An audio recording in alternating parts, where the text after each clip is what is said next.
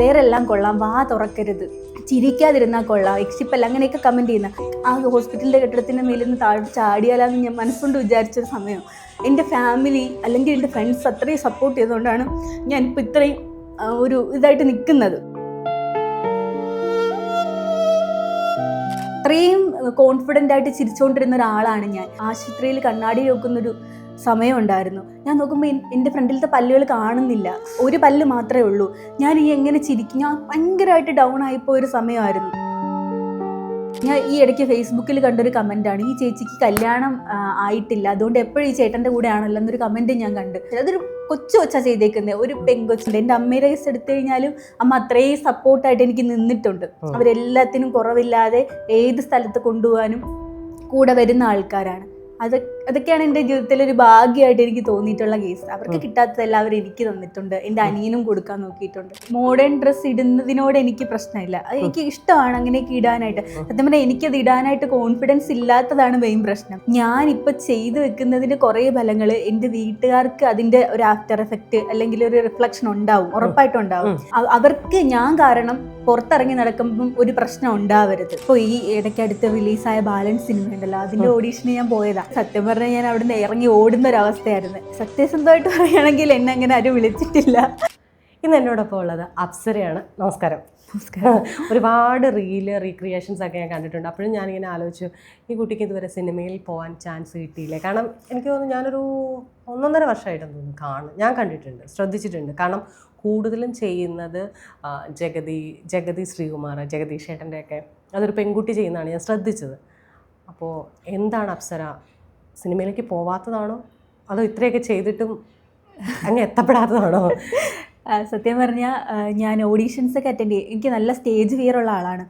അപ്പോൾ ഓഡീഷന് ഇപ്പോൾ ഈ ഇടയ്ക്കടുത്ത് റിലീസായ ബാലൻസ് സിനിമ ഉണ്ടല്ലോ, അതിൻ്റെ ഓഡീഷന് ഞാൻ പോയതാണ്. അന്ന് ചെന്നിട്ട് സത്യം പറഞ്ഞാൽ ഞാൻ അവിടെ നിന്ന് ഇറങ്ങി ഓടുന്ന ഒരവസ്ഥയായിരുന്നു.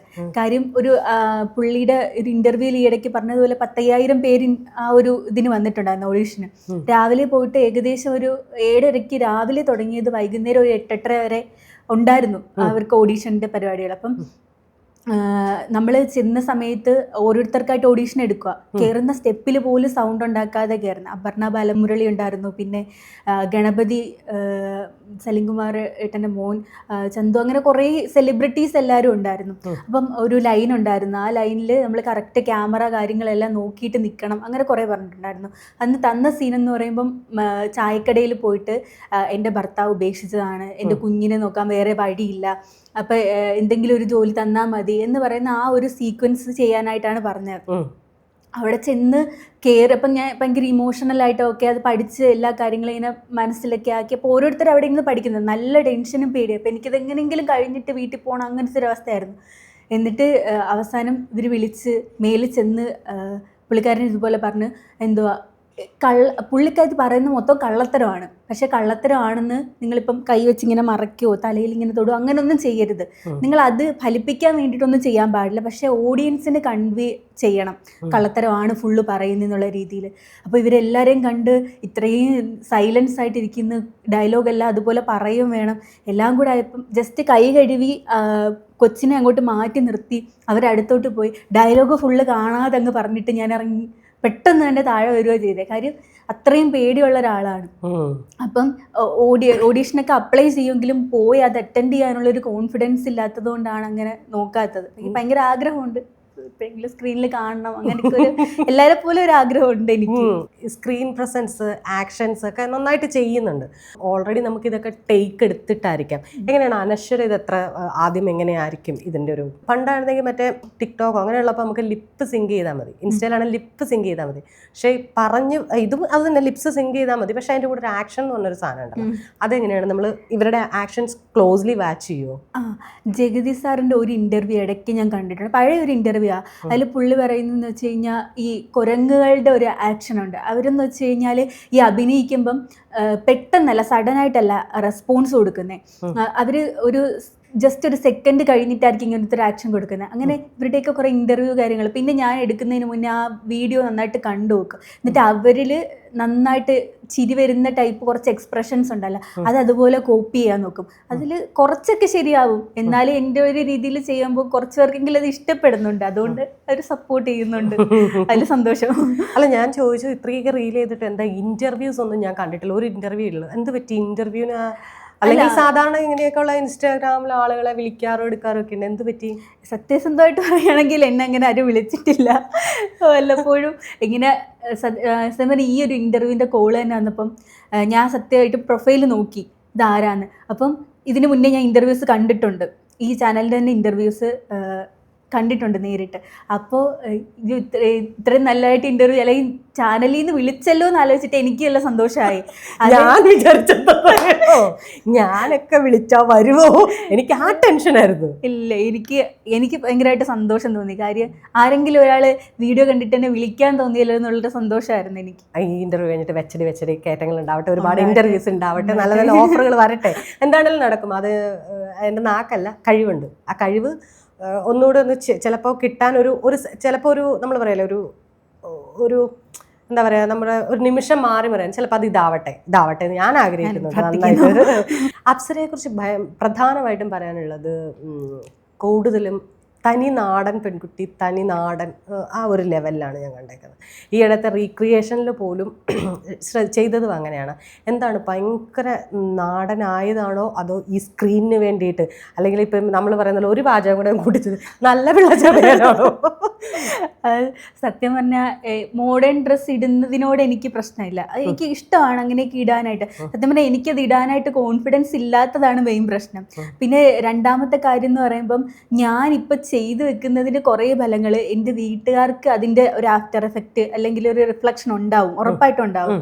ഇപ്പോൾ എൻ്റെ അച്ഛൻ എന്ന് പറയുന്നത് ഒരു വെൽഡിങ് വർക്ക്ഷോപ്പ് പണിക്കാരനാണ്, അമ്മ എന്ന് പറയുന്നത് ഒരു ഹൗസ് വൈഫാണ്. അതിൽ എനിക്ക് ഭയങ്കര അഭിമാനമുണ്ട്. ഹൗസ് വൈഫ് ആണെങ്കിൽ എൻ്റെ അമ്മ അത്രയും കഷ്ടപ്പെട്ടിട്ടാണ്, അമ്മയ്ക്ക് കിട്ടാത്ത കുറേ കാര്യങ്ങൾ എനിക്ക് കിട്ടണം എന്ന് ആഗ്രഹിക്കുന്ന ഒരാളാണ്.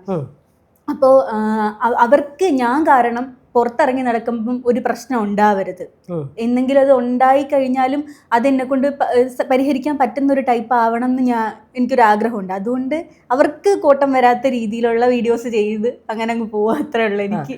ഞാൻ ഈ അച്ഛൻ വെൽഡിങ് പണിക്കാരനാണെന്ന് പറഞ്ഞു. ഇപ്പോൾ ഒരു ഇൻ്റർവ്യൂവിനകത്ത് പറയുന്നുണ്ട്, ആദ്യമൊക്കെ പേരൻസ് വീട്ടിൽ നിന്ന്, അതായത് നമുക്കറിയാം നാട്ടിൻപുറങ്ങളിലൊക്കെ വീഡിയോ ചെയ്യുന്നത് തന്നെ വലിയ അപരാധമായിട്ട് കാണുന്നത് ഒരു ലോകത്തുനിന്ന് വീഡിയോ ചെയ്തപ്പം വീട്ടുകാരും നാട്ടുകാരൊക്കെ ഇത് പറഞ്ഞു. പിന്നീട് ഇപ്പം അച്ഛനൊക്കെയാണ് ഏറ്റവും കൂടുതൽ സപ്പോർട്ട് എന്ന് പറഞ്ഞു.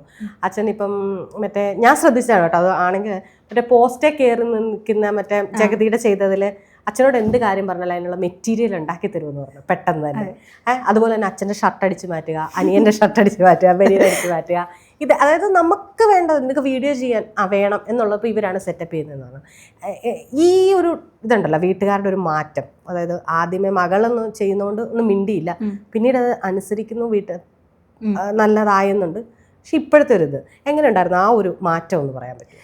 സത്യം പറഞ്ഞാൽ ഇപ്പം പണിക്കൊക്കെ പോകുമ്പോഴത്തേക്കാണെങ്കിൽ അച്ഛൻ്റെ അടുത്ത് കുറേ ആൾക്കാർ കൊള്ളാം നല്ല വീഡിയോസ് കാണാറുണ്ട് എന്നൊക്കെ പറയാം. ഇപ്പം എൻ്റെ മാമനൊക്കെ തന്നെ പുറത്ത് ജോലി ചെയ്യുന്ന ആൾക്കാർ. അപ്പോൾ അവരുടെ അടുത്തൊക്കെ ഈ കൊച്ചിൻ്റെ വീഡിയോസ് കണ്ടിട്ടുണ്ടോ, പിന്നെ നല്ല വീഡിയോസാന്ന് പറയുമ്പോൾ മാമ പറയും ഇതാരാന്നറിയാവോ എന്ന് ചോദിക്കും. എൻ്റെ അച്ഛനും ചോദിക്കും ഇതാരാന്നറിയാവോ. ആ ഒരു ചോദ്യം അതാണ് എൻ്റെ ലൈഫിൽ എനിക്ക് കിട്ടിയ ഏറ്റവും ഒരു ഭാഗ്യമെന്ന് ഞാൻ വിചാരിക്കുന്നത്. കാര്യം ആദ്യ സമയത്ത് പറഞ്ഞതുപോലെ തന്നെ അവർക്കും ഒരു ബുദ്ധിമുട്ട്, ഇപ്പം വീടിൽ നിന്ന് പുറത്തിറങ്ങിയിട്ട് ഈ ഇത്രയും സ്ഥലത്തെ ചെയ്യാവുള്ളൂ എന്നൊരു വിലക്ക് എനിക്ക് അവർ ആദ്യം തന്നിട്ടുണ്ടായിരുന്നു. പിന്നെ ഞാൻ ഒരു ലിമിറ്റ് വിട്ട് ചെയ്യത്തില്ല എന്നൊരു ഉറപ്പ് അവർക്ക് ഉണ്ട്. ലിമിറ്റ് എന്ന് മീൻസ് എൻ്റെ ഒരു പേഴ്സണൽ അഭിപ്രായമായിട്ടാണ് ഞാൻ പറയുന്നത്. മറ്റുള്ളവർക്ക് അങ്ങനെ ആവണം എന്ന് ഒരു നിർബന്ധമില്ല. അപ്പം പുറത്തിറങ്ങുമ്പോഴത്തേക്ക് ആൾക്കാരെന്തെങ്കിലുമൊക്കെ പറയുമെന്നുള്ളൊരു പേടിയുള്ളത് കൊണ്ട് അവർ ആദ്യമൊക്കെ പറയായിരുന്നു. പിന്നെ എല്ലാവരും നല്ല അഭിപ്രായം പറയുന്നത് കൊണ്ടാണ് അവരുടെ ഭാഗത്ത് നിന്ന് ഇപ്പോൾ ഒരു സപ്പോർട്ട്. ഇപ്പം തന്നെ ഇപ്പം അടുത്ത വീടുകളിലൊക്കെ നമ്മുടെ അവിടെ മന പോലത്തെ വീടുകൾ കാര്യങ്ങളൊക്കെ ഉണ്ട്. അപ്പോൾ അവിടെ ചെന്ന് എന്തെങ്കിലും വീഡിയോ ഒക്കെ എടുക്കട്ടെ എന്ന് ചോദിച്ചാൽ അമ്മയ്ക്ക് പരിചയമുള്ള ആൾക്കാരാണെങ്കിൽ അമ്മ പോയിട്ട് തലേദിവസം ചോദിക്കും, മോള് നാളെ ഒന്ന് വന്നോട്ടെ, ഇവിടെ നിന്ന് വീഡിയോ എടുത്തോട്ടെ എന്ന് ചോദിക്കും. എന്ന് വെച്ചാൽ പെണ്ണുങ്ങൾ തമ്മിൽ സംസാരിക്കുമ്പം അത് വേറൊരു രീതിയല്ലേ. അപ്പം അച്ഛൻ പണിക്ക് പോയിട്ടുള്ള വീടുകളിൽ ഇങ്ങനത്തെ സ്ഥലങ്ങളൊക്കെ ഉണ്ടെങ്കിൽ ഞാൻ ചോദിക്കും, അച്ഛാ ഇച്ചിരി ഒന്ന് എനിക്കൊന്ന് വിളിച്ചു തരുമോ, അവിടുത്തെ ചോദിക്കുമോ, ഞാൻ ചെന്നിട്ട് ഇതുപോലെ ഒന്ന് ചെയ്തോട്ടെ എന്ന് ചോദിക്കുമ്പോൾ അച്ഛൻ അപ്പോഴേ സ്പോട്ടിൽ വിളിച്ചു പറയും. എൻ്റെ അനിയനാണെങ്കിലും ശരി, എനിക്കൊരു ബ്രദറുണ്ട്, പുള്ളി ഇതുപോലെ അപ്പം ക്യാമറ ഒട്ടും ഇഷ്ടമല്ലാത്ത ആളാണ്. വന്നൊരു വീഡിയോ ചെയ്യാൻ തന്നെ വിളിക്കാൻ ഭയങ്കര മടിയുള്ള ആളാണ്. പക്ഷെ അവൻ ഭയങ്കരമായിട്ട് എന്നെ സപ്പോർട്ട് ചെയ്യാൻ വേണ്ടിയിട്ട് അവൻ ചെയ്യാറുണ്ട്, എൻ്റെ കൂടെ തന്നെ ചെയ്യാറുണ്ട്. 1-2 വീഡിയോകളിൽ അവൻ നിന്നിട്ടുള്ളൂ. പക്ഷെ അത്രയും സപ്പോർട്ട് എൻ്റെ ഫാമിലിയിൽ നിന്ന് ഇപ്പം എനിക്ക് കിട്ടുന്നുണ്ട്. അതുകൊണ്ട് അവരുടെ അടുത്ത് ഇപ്പോൾ ഒരു നന്ദി പറയുകയാണ്. അതെനിക്ക് മനസ്സിലാവുന്നുണ്ട്. അത് നമ്മൾക്ക് ഞാൻ പറഞ്ഞില്ല, നമുക്ക് എപ്പോഴും നമ്മളെല്ലാവരും പറയും ഇപ്പോഴത്തൊന്നല്ല, അത് കാലാകാലങ്ങളായിട്ട് അങ്ങനെ തന്നെയാണ്. ഫാമിലി സപ്പോർട്ട് ഉണ്ടെങ്കിൽ നമുക്ക് മറ്റൊന്നും നോക്കേണ്ടതില്ല. ഫാമിലി, പിന്നെ ചിലയിടത്ത് ഫാമിലി പോലും സപ്പോർട്ട് ചെയ്യാത്ത ആൾക്കാരുണ്ട്. പിന്നെ അവരെ സംബന്ധിച്ച് ഇപ്പം എല്ലാവർക്കും അങ്ങനെ, ഇപ്പം ഫാമിലിയും കൂടെ കൂടിയാണുള്ളതാണ് ജീവിതം. ചിലർക്ക് അങ്ങനെയാണെന്നില്ല. ഒരു വ്യക്തിയായിട്ട് തന്നെ ജീവിക്കാനാണ് ഇഷ്ടം. അതിൽ അച്ഛനും അമ്മ അങ്ങനെയെന്നുള്ളത് ഉൾക്കൊള്ളുന്നതൊക്കെ സെക്കൻഡറി ആയിട്ടാണ്. ഇതിലെനിക്ക് ഏറ്റവും കൂടുതൽ ഇഷ്ടപ്പെട്ട ഒരു കാര്യം എന്ന് വെച്ചാൽ, അപ്സര പറഞ്ഞൊരു കാര്യമുണ്ട്, എൻ്റെ അച്ഛൻ പഠിക്കാൻ പോകാൻ പറ്റിയിട്ടില്ല, അതുകൊണ്ട് എൻ്റെ അച്ഛൻ എന്നെ പഠിപ്പിച്ചു എന്ന്. ഇതെപ്പോഴെങ്കിലും അച്ഛൻ മോളോട് പറഞ്ഞതാണോ, അല്ലെങ്കിൽ എങ്ങനെയാണ് അത്? ഇപ്പം നമുക്കൊരു തിരിച്ചറിവാവുന്ന കാലത്തിലാണോ, അത് അച്ഛൻ പറഞ്ഞതാണോ ഇങ്ങനെയാണ് എന്ന്? ഇപ്പോൾ അച്ഛൻ 10ാം ക്ലാസ് ആ സമയത്ത് കഴിഞ്ഞ ആളാണ്.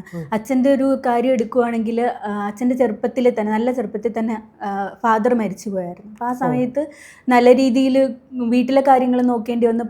ഏകദേശം 14-15 വയസ്സുള്ള തന്നെ അച്ഛൻ ജോലിക്ക് ഇറങ്ങിയ ആളാണ്. അപ്പോൾ ഇപ്പം മോള് പഠിക്കാൻ പോകുന്നതിലോ, അല്ലെങ്കിൽ എനിക്ക് അമ്മയുടെ കേസ് എടുത്താൽ അമ്മയ്ക്ക് ഡിഗ്രി വരെ ഉണ്ട്, അമ്മ ഡിഗ്രി വരെ പോയ ആളാണ്. അപ്പം കല്യാണം കഴിഞ്ഞിട്ട് പിന്നെ അമ്മയ്ക്ക് ജോലിക്ക് പോകാനൊന്നും പറ്റിയിട്ടില്ല. ഇപ്പോൾ 2 പേരുടെ കേസ് എടുത്താലും അവർ ആഗ്രഹിച്ചൊന്നും അവർക്ക് അങ്ങനെ നന്നായിട്ട് ചെയ്യാൻ പറ്റിയിട്ടില്ല. അപ്പോൾ ഇപ്പം ഞാൻ തന്നെ MCA വരെ പഠിച്ചു. എന്നെ പഠിപ്പിക്കാൻ വിട്ടത് അവരത്രയും കഷ്ടപ്പെട്ടിട്ടാണ്. രാവിലെ എൻ്റെ അമ്മയുടെ കേസ് എടുക്കുവാണെങ്കിൽ 4:30 മണിയൊക്കെ ആകുമ്പോൾ എണീറ്റിട്ട് ചോറും കറിയും എല്ലാം വെച്ച് എനിക്ക് തന്നതുകൊണ്ടാണ് എനിക്ക് പോകാൻ പറ്റിയത്. എൻ്റെ അച്ഛൻ്റെ കേസ് എടുക്കുകയാണെങ്കിൽ ഇപ്പോൾ ഫീസ് തികഞ്ഞില്ലെങ്കിൽ പോലും എനിക്കത് കൊണ്ടുതരാനായിട്ട് അച്ഛൻ ഭയങ്കരമായിട്ട് ശ്രദ്ധിക്കുന്ന ഒരു ആളാണ്. ഇപ്പം 2 ദിവസം പോലും എനിക്ക് എൻ്റെ ജീവിതത്തിൽ ഒരിക്കൽ പോലും തോന്നിയിട്ടില്ല എനിക്ക് പൈസയ്ക്ക് ഡിലേ വന്നിട്ടുള്ളതായിട്ട്. കാര്യം എനിക്കത് കൊണ്ടുതരാനായിട്ട് ആളുണ്ട്. എൻ്റെ അമ്മയുടെ കേസ് എടുത്തു കഴിഞ്ഞാലും അമ്മ അത്രയും സപ്പോർട്ടായിട്ട് എനിക്ക് നിന്നിട്ടുണ്ട്. അവരെല്ലാത്തിനും കുറവില്ലാതെ ഏത് സ്ഥലത്ത് കൊണ്ടുപോകാനും കൂടെ വരുന്ന ആൾക്കാരാണ്. അതൊക്കെയാണ് എൻ്റെ ജീവിതത്തിലൊരു ഭാഗ്യമായിട്ട് എനിക്ക് തോന്നിയിട്ടുള്ള കേസ്. അവർക്ക് കിട്ടാത്തതെല്ലാവരും എനിക്ക് തന്നിട്ടുണ്ട്. എൻ്റെ അനിയനും കൊടുക്കാൻ നോക്കിയിട്ടുണ്ട്. അതിലൊരു സന്തോഷം. അതാണ് ഈ അച്ഛൻ്റെ ആഗ്രഹം സാധിക്കാൻ വേണ്ടിയിട്ട് ഒരു നല്ല ജോലി സെറ്റാക്കിയത്. പക്ഷെ അനശ്വരയുടെ ആഗ്രഹം ശരിക്കും സ്ക്രീനാണ് അല്ലേ, ഈ ആട്ടവും പാട്ടുമാണ് അല്ലേ?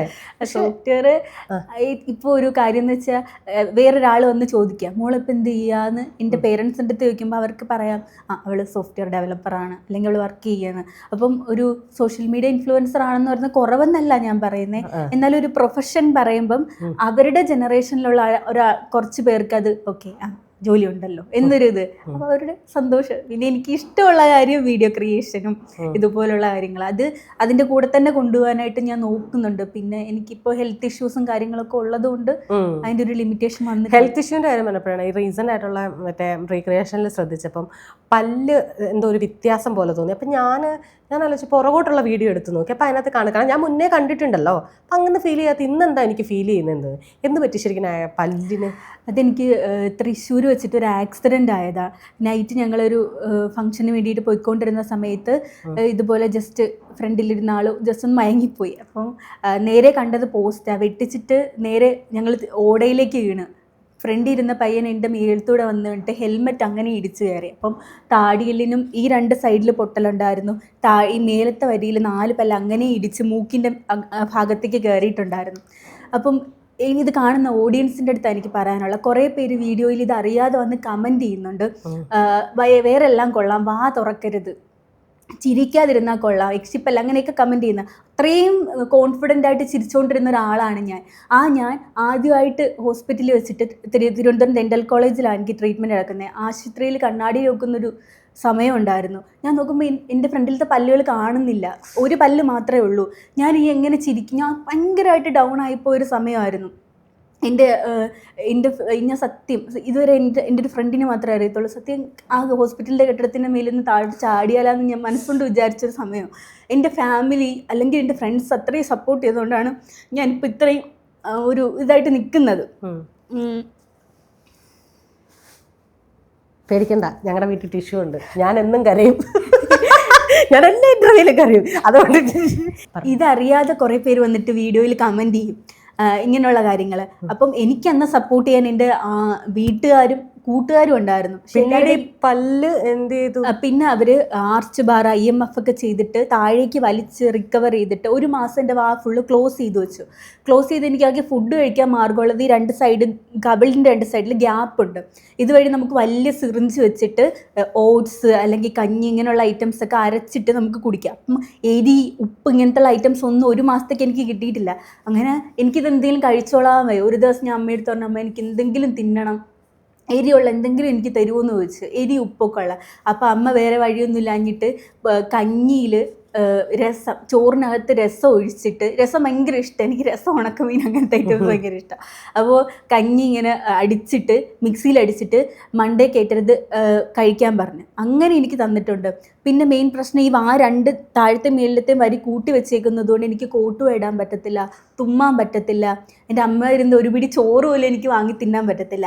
ആ ഒരു അവസ്ഥയിൽ നിന്ന് ഇത്രയും കോൺഫിഡൻസ് ആയിട്ട് ഞാൻ സംസാരിക്കുന്നുണ്ടെങ്കിൽ എൻ്റെ വീട്ടുകാർ, എൻ്റെ ചുറ്റുപാടും ഉള്ള ആൾക്കാർ എന്ന സപ്പോർട്ടിലാണ് ഞാൻ നിൽക്കുന്നത്. അപ്പോൾ ഇതറിയാതെ കുറേ പേര് ഇപ്പോൾ നെഗറ്റീവ് കമൻറ്റ്സ് ഇടുമ്പം, പക്ഷെ ഇത് ഇന്നോ അല്ലെങ്കിൽ നാളെയോ എനിക്ക് കറക്റ്റ് ചെയ്യാൻ പറ്റുന്ന കേസുകൾ, ഇപ്പോഴും ട്രീറ്റ്മെന്റ് നടന്നുകൊണ്ടിരിക്കുവാണ്, അത് ശരിയാവും എന്നുള്ള വിശ്വാസത്തിലാണ് ഞാനും ഇരിക്കുന്നത്. ഇപ്പോഴും ഇത് ചെയ്യാൻ പറ്റത്തില്ല, കോട്ടുവായിടാനൊന്നും പറ്റില്ല. അതൊക്കെ ഇപ്പൊ വാ ഓപ്പൺ ആണല്ലോ, ഓപ്പൺ ആക്കി തന്നു.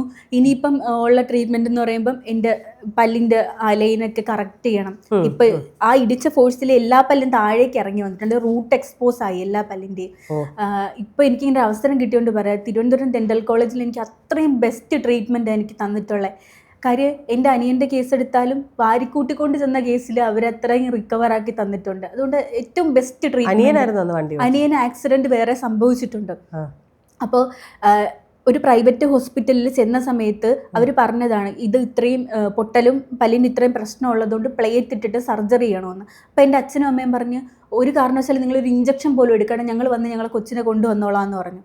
അങ്ങനെ നേരെ എന്നെ അവിടുന്ന് വണ്ടി വിളിച്ച്, ദേഹം ഫുൾ അനങ്ങിക്കൂടെ, ഫുള്ള് നീരും തൃശ്ശൂരിന്നോ കോട്ടയം മെഡിക്കൽ കോളേജ് തൃശ്ശൂരും കാണിച്ചായിരുന്നു. അപ്പോൾ അവർ തിരിച്ച് എന്നെ കൊണ്ടുവന്ന് ഒരു പ്രൈവറ്റ് ഹോസ്പിറ്റലിലും കാണിച്ചു, എൻ്റെ പേര് പറയുന്നില്ല. അപ്പോൾ അവർ ആ സർജറി വേണമെന്ന് പറഞ്ഞേ. തിരുവനന്തപുരം ഡെന്റലിൽ വന്നപ്പോൾ ഡോക്ടറെ അടുത്ത് ചോദിച്ചാൽ, ഇയാൾക്ക് ഒരു 6 ആഴ്ച ഇങ്ങനെ കെട്ടിവെച്ചാൽ അനങ്ങാതിരിക്കാൻ പറ്റുമെന്ന് ചോദിച്ചു. ഞാൻ പറഞ്ഞു ചെയ്തോളാം, ഡോക്ടർ കുഴപ്പമില്ല നമുക്ക് ചെയ്യാമെന്ന് പറഞ്ഞു. അവർ ആ ഒരു ഡോക്ടർമാർ, ഇപ്പോൾ ഷുമൈമ എന്ന് പറയുന്ന ഡോക്ടറുണ്ട്, അനഘ ഡോക്ടറുണ്ട്, ഇപ്പം എന്നെ ട്രീറ്റ് ചെയ്യുന്ന പ്രീതി ഡോക്ടർ, അവരൊക്കെ അത്രയും സപ്പോർട്ടായിട്ട് സ്നേഹമായിട്ടാണ് നിൽക്കുന്നത്. അത് എനിക്ക് ഭയങ്കരമായിട്ട് എടുത്തു പറയേണ്ട ഒരു കാര്യമായിട്ട് തോന്നി. ഈ ഡോക്ടർമാരൊക്കെ വീഡിയോ കണ്ടിട്ടുണ്ടാവും, അവർ കാണുന്നുണ്ടെങ്കിൽ അവർക്ക് സന്തോഷമായിട്ട്. അല്ല, ഈ വീഡിയോ അല്ല, മോളുടെ മുന്നത്തെ വീഡിയോ കണ്ടിട്ടുണ്ടാവാം. അങ്ങനെ പെട്ടെന്ന് ചില കേസുകൾ അവർക്കും ഒരു റിസ്ക്കും പിന്നെ വെല്ലുവിളിയും കൂടെ ഉള്ളത്. ഇത് എടുത്തു കഴിഞ്ഞ് കഴിഞ്ഞാൽ ഇത് വിജയിച്ചു കഴിഞ്ഞ് കഴിഞ്ഞാൽ, കാരണം നിങ്ങളെപ്പോലുള്ളൊരു സെലിബ്രിറ്റിക്ക് ഇത് ചെയ്ത് കഴിയുമ്പോൾ അതൊരു വലിയ കാര്യമാണല്ലോ, 4 ആൾ അറിയൂല്ലോ. ഇപ്പം മോള് പറഞ്ഞ പോലെ സാധാരണക്കാരൻ ഇവിടെ ചെന്ന് ചികിത്സ ചെയ്യാൻ പറ്റുമല്ലോ, ഇത്ര വലിയ എമൗണ്ട് അല്ലല്ലോ, ഈ പറഞ്ഞ പോലെ സർജറി ഒന്നും വേണ്ടി വരില്ലല്ലോ. പിന്നെ ഇപ്പം എറണാകുളത്തേക്ക് വന്നു എന്ന് വീഡിയോയിലൊക്കെ കണ്ടു. ഞാൻ ശരിക്കും ഓർത്ത് വയനാടുകാരിയാണെന്നാണ് വിചാരിച്ചത്, പക്ഷെ പറഞ്ഞപ്പോൾ കൊല്ലമാണെന്ന് പറഞ്ഞാൽ ഞാൻ ഞെട്ടിപ്പോയി. കാരണം അവിടെ നിന്നൊക്കെ പറഞ്ഞാൽ കൂടുതലും സർക്കാർ ജോലിക്കാരാണ് കൂടുതലും. ആ കൊല്ലം തിരുവനന്തപുരം ഭാഗത്ത് എല്ലാവർക്കും സർക്കാർ, ഞാൻ ഇത് തിരിച്ച് പറയുന്നല്ലോ കേട്ടോ, ജില്ല തിരിച്ച് പറയുന്നത്, കാരണം അവിടെയാണ് ഏറ്റവും കൂടുതൽ സർക്കാർ ഉദ്യോഗസ്ഥരുള്ളത്. അല്ലെങ്കിൽ നമ്മൾ ട്രെയിനിൽ യാത്ര ചെയ്യുമ്പോൾ ഏറ്റവും കൂടുതൽ അങ്ങോട്ടേക്കുള്ള അവിടെ ഉണ്ട്. ഒരു വീട്ടിൽ ഒരു സർക്കാർ ഉദ്യോഗസ്ഥർ പദ്ധതിയാണ് അവിടെയൊക്കെ നടന്നത്. അവിടെ നിന്ന് എങ്ങനെയാണ് ഇങ്ങനെ ഒരു ഫീൽഡിലേക്ക്? ഞാൻ പഠിച്ചത് അതേ ഫീൽഡ് തന്നെ ആയിരുന്നു. MC BC അതൊക്കെ ചെയ്തത് കമ്പ്യൂട്ടർ തന്നെ ആയിരുന്നു, കമ്പ്യൂട്ടർ ആപ്ലിക്കേഷൻ തന്നെ ആയിരുന്നു. പിന്നെ അതിൽ തന്നെ തുടർന്ന് ജോലിയായിട്ട് അങ്ങ് പോയി. പക്ഷെ എനിക്ക് സത്യത്തിൽ മെഡിക്കൽ ഫീൽഡായിരുന്നു കൂടുതൽ താല്പര്യം. ആ മെഡിക്കൽ ഫീൽഡിൽ കൂടുതലായിട്ട് കയറണം അങ്ങനെയൊക്കെ ഒരു ആഗ്രഹമായിരുന്നു. പക്ഷെ എനിക്ക് ആ സമയത്ത് +2 കഴിഞ്ഞപ്പോൾ അങ്ങനെ ഒരു അവസരം കിട്ടിയില്ല, അത് ചാൻസ് കിട്ടില്ല. അതായത് ഞാൻ വെച്ച ഓപ്ഷൻ്റെ കുറച്ച് പ്രശ്നങ്ങൾ കാരണം എനിക്ക് അഡ്മിഷൻ കിട്ടിയില്ല. ലാസ്റ്റ് BCAക്ക് പോവുക ചെയ്തത്. BCA പക്ഷെ നല്ലൊരു ഓപ്ഷൻ ആയിരുന്നു, എനിക്ക് കിട്ടിയതിൽ നല്ലൊരു ഓപ്ഷൻ ആയിരുന്നു. പിന്നെ PG ചെയ്തു. അത് കഴിഞ്ഞിട്ട് ഞാൻ പഠിച്ചുകൊണ്ടിരുന്ന എൻ്റെ കോൺവെക്കേഷൻ കഴിയുന്നതിന് മുന്നേ എനിക്ക് ജോലി കിട്ടി. ക്യാമ്പസ് റിക്രൂട്ട്മെന്റ് അല്ല, ഞാൻ അതിൽ ഒരു ഇന്റേൺഷിപ്പ് ചെയ്തായിരുന്നു അതിൻ്റെ ഇടയിൽ തന്നെ. അപ്പോൾ അവിടെ നിന്ന് തന്നെ പ്ലേസ്മെന്റ് ഇന്റർവ്യൂ ഷെഡ്യൂൾ ആക്കിയിട്ട് പ്ലേസ്മെന്റ് തരുക ചെയ്തത്. ഗുഡ്. ഇപ്പം നമ്മൾ വീഡിയോയിലേക്ക് വരുവാണെങ്കിൽ റീസെൻ്റ് ആയിട്ട് വാളെടുത്താൽ അങ്കക്കലി എന്നുള്ള ഇത് ചെയ്തല്ലോ. അപ്പോൾ നിങ്ങൾ ഈ റീക്രിയേഷൻസ് എങ്ങനെയാണ് തീരുമാനിക്കുന്നത്? പിന്നെ അതിനുള്ള കോസ്റ്റ്യൂം, കാരണം ഇതൊക്കെ ഏകദേശം ആ മുടി അന്നേരം ഇപ്പം ഒറിജിനൽ തന്നെയായിരുന്നോ? ഞാൻ കുറേ നോക്കി അതിൽ എവിടെയെങ്കിലും തിരുപ്പലുണ്ടോ എനിക്ക് കണ്ടുപിടിക്കാൻ പറ്റി. അതെനിക്ക് അത്രയും നന്നായിട്ട് സെറ്റ് ചെയ്യാൻ പറ്റി ആ ഒരു വീഡിയോയിൽ. നന്നായിട്ടുണ്ടായിരുന്നു. തിരുപ്പനാണെന്ന് ഫീൽ ചെയ്തില്ല. അത് എങ്ങനെയാണ് നിങ്ങളിത് വീഡിയോ മൊത്തത്തിൽ എങ്ങനെയാണ് ഇതിന് വരുന്ന ചെലവ് എങ്ങനെയാണ്? ഇതെങ്ങനെയാണ് നിങ്ങൾ തന്നെയാണോ ഈ പറയുന്ന ക്യാമറമാർക്ക് ഉൾപ്പെടെ എങ്ങനെയാണ് നിങ്ങളുടെ അത് ചെയ്യുന്നത്? ഇപ്പൊ ലാസ്റ്റ് എടുത്ത ആ വീഡിയോയുടെ കേസ് പറയുകയാണെങ്കിൽ അത് എനിക്ക് അറിയാവുന്ന ഒരു ഡാൻസ് ക്രൂ ആ ചേട്ടനൊക്കെ, ഷാൻ ചേട്ടനൊക്കെ അത്രയും അടുപ്പമായിട്ട് നിൽക്കുന്ന GDC ക്രൂ. അവര് എന്തൊരാവശ്യം വന്നാലും ഞാൻ വിളിച്ചു കഴിഞ്ഞ ഒരു മടി പറയുന്ന ആൾക്കാർ. കൂടുതലായിട്ട് പെയറായിട്ട് ചെയ്തേക്കുന്നത്. അദ്ദേഹത്തിന്റെ കൂടെ കുറെ പെയറിങ് കണ്ടായിരുന്നു. അത് എൻ്റെ കസിനാണ് ശരത്ത്. ശരത്തിന്റെ വൈഫാണ് ഹരിത. ഹരിതയും ശരത്തും അത്ര അണ്ടർസ്റ്റാൻഡിങ് ആണ് നമ്മൾ തമ്മിൽ. അപ്പം വേറെ ഞാൻ ഈ ഇടയ്ക്ക് ഫേസ്ബുക്കിൽ കണ്ടൊരു കമൻ്റാണ്, ഈ ചേച്ചിക്ക് കല്യാണം ആയിട്ടില്ല, അതുകൊണ്ട് എപ്പോഴും ഈ ചേട്ടൻ്റെ കൂടെ ആണല്ലോ എന്നൊരു കമൻറ്റ് ഞാൻ കണ്ട്. സത്യം പറഞ്ഞാൽ ഞാൻ അതിശയിച്ചു പോയി. ഇപ്പം ശരത്ത് കണ്ടിട്ട് പറയാം, ഇങ്ങനെയൊക്കെ ആരാ ഇത് കമൻറ്റ് ഇടുന്നത്, ഇത്ര മോശം. അതൊരു കൊച്ചു കൊച്ചാ ചെയ്തേക്കുന്നത്, ഒരു പെങ്കൊച്ച്. ഞാൻ എൻ്റെയൊക്കെ ഏജിനേക്കാൾ കുറവാ ഏജ്. ഒരു ഫേസ്ബുക്ക് അമ്മാവനോ അങ്ങനെ ആരെങ്കിലും നമുക്ക് മനസ്സിലാക്കാം. ഓക്കെ, അവർക്ക് ഓക്കെ ദഹിക്കാഞ്ഞിട്ടാ പറയുന്നത്. പക്ഷെ ആ കൊച്ചങ്ങനെ പറഞ്ഞപ്പോൾ ഞാൻ അന്തം വിട്ടുപോയി. കാര്യം അവർക്ക് അത്രയും ഇപ്പം ഞാൻ വീഡിയോ ചെയ്യുന്ന സമയത്ത് എനിക്കൊരു ഷോള് കുത്തണമെങ്കിൽ തന്നെ ശരത്ത് ഇത് മടി കാണിക്കത്തില്ല. കാര്യം ശരത്തിന് അങ്ങനെയാണ്, ഞാനൊരു സിസ്റ്ററാണ്, അങ്ങനെ കാണുന്നത്. അപ്പോൾ അത്ര അടുപ്പായിട്ട് നിൽക്കുന്ന ആൾക്കാർ. പിന്നെ ഈ കോസ്റ്റിൻ്റെ കേസ് പറയുകയാണെങ്കിൽ നമ്മൾ അത്രയും കുറഞ്ഞ മെറ്റീരിയൽ എടുത്തിട്ട്, ശരത്തിൻ്റെ തന്നെ വീടിൻ്റെ അടുത്തൊരു ചേച്ചിയുണ്ട്.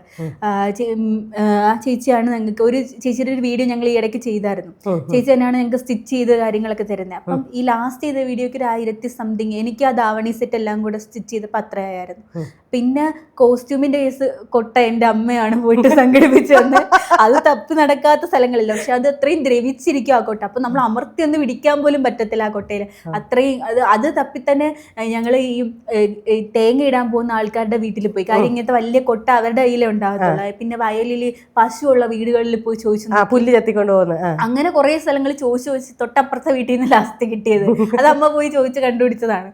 അപ്പൊ അത്രയും ഇതായിട്ട്. പിന്നെ ഈ കോസ്റ്റ് നമ്മൾ അധികം വരാത്ത രീതിയിലാണ് ചെയ്യുന്നത്. ഇപ്പൊ ഷാൻചേട്ടന്റെ ക്രൂവിന്റെ കേസ് എടുത്താൽ അവര് ജസ്റ്റ് എൻ്റെ അടുത്ത് വേറെ ഒന്നും പറഞ്ഞില്ല, ജസ്റ്റ് വരുന്ന ആൾക്കാർക്ക് ഫുഡ് അല്ലെങ്കിൽ വെള്ളം അങ്ങനത്തെ കേസ്, ട്രാവൽ എക്സ്പെൻസ് ജസ്റ്റ് എന്തെങ്കിലും മതി എന്നുള്ള രീതിയിലാണ് സംസാരിച്ചത്. ചേട്ടൻ അങ്ങനെ ചെയ്തു തന്നതുകൊണ്ടാണ് ഒരു പക്ഷെ എനിക്ക് ആ വീഡിയോ എടുക്കാൻ പറ്റിയത്. ചേട്ടൻ നല്ല കോസ്റ്റ്, അവർക്ക് പ്രൊഫഷണൽ ആയിട്ട് വീഡിയോ. അതാണ് ഞാൻ ചോദിച്ചത്. കാരണം നമ്മൾ പ്രൊഫഷണൽ ആയിട്ട് ആളെ വിളിച്ച് ചോദിക്കണേ എങ്ങനെ പോലും. ഇപ്പം ഈ കഴിഞ്ഞ ദിവസം എന്നോട് ഒരാളിങ്ങനെ ജസ്റ്റ് എന്താ ഇവിടെ ഒരു എഡിറ്റർ, അപ്പം അയാളുടെ പ്രൊഫൈലിൽ തന്നെ, അയാളുടെ വാട്സപ്പ് പ്രൊഫൈലിൽ തന്നെ ഓരോത്തിൻ്റെ റേറ്റ് എഴുതിയിട്ടിട്ടുണ്ട്. മനസ്സിലായോ? അപ്പം അതുകൊണ്ട് ഞാനങ്ങനെ ഒരു അറിയാനുള്ളൊരു ക്യൂരിയോസിറ്റി കൊണ്ട് ചോദിച്ചത്, അല്ലാണ്ട് വേറെ ഒന്നുമില്ല. കാരണം നിങ്ങൾ ഈ റീക്രിയേഷൻ കൊണ്ട് നമ്മൾക്കൊരു സന്തോഷമാണ്, അല്ലെങ്കിൽ നമുക്ക് അടുത്ത പ്രമോഷൻ വരും, അതൊക്കെ ഇതാണ്. പക്ഷേ എന്നാലും നമ്മളിത് ഇത് എത്രയൊക്കെ സന്തോഷത്തിന് പറഞ്ഞാൽ ഇങ്ങനെ പൈസ കളയുമോ എന്നുള്ള എൻ്റെ ഒരു കുഞ്ഞു സംശയം കൊണ്ട് ഞാൻ ചോദിച്ചതാ. ഇപ്പം ഷൂട്ടൊക്കെ കാണാൻ അമ്മയും അച്ഛനൊക്കെ വരുമോ? അമ്മയ്ക്ക് അങ്ങനെ വരാൻ പറ്റാറില്ല. കാര്യം അമ്മയ്ക്ക് നല്ല ജോലിയുണ്ട്. നമ്മൾ വർക്ക് ചെയ്യുന്നവരെക്കാളും ജോലിയുള്ള ആൾക്കാരല്ലേ അമ്മമാരെന്ന് പറയുമ്പോൾ. അവർക്ക് ഒരുപാട് കാര്യങ്ങൾ നോക്കാനുണ്ട് വീട്ടിലെ. അപ്പോൾ എനിക്ക് ഈ ചെയ്തു തരുന്ന കാര്യങ്ങളുടെ തന്നെ ബാക്ക്ഗ്രൗണ്ടിൽ ഓട്ടവും പിടുത്തമായിരിക്കും അമ്മയുടെ കേസ് എടുത്താൽ. പിന്നെ അച്ഛനും രാവിലെ ജോലിക്ക് പോകും.